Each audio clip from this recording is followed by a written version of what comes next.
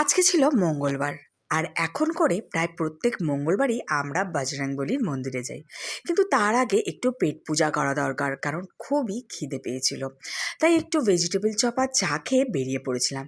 আজকে আবার আর এক কাণ্ড, ঘড়ি ভুল করে দেখে অনেক দেরিতে পৌঁছালাম বজরংবলীর মন্দিরে। সত্যি কি অসাধারণ শান্তি লাগে, তোমাদেরকে বলে বোঝাতে পারবো না। তোমরাও যদি কেউ না যাও, অবশ্যই বজরংবলীর মন্দিরে যাওয়া অভ্যেস করো মঙ্গলবার করে। এত শান্তি হবে মন যে তোমাদেরকে বলে বোঝাতে পারবো না। তাই আমরা এখন করে প্রত্যেক দিনই যাই, তাই আজকেও চলে গেছিলাম।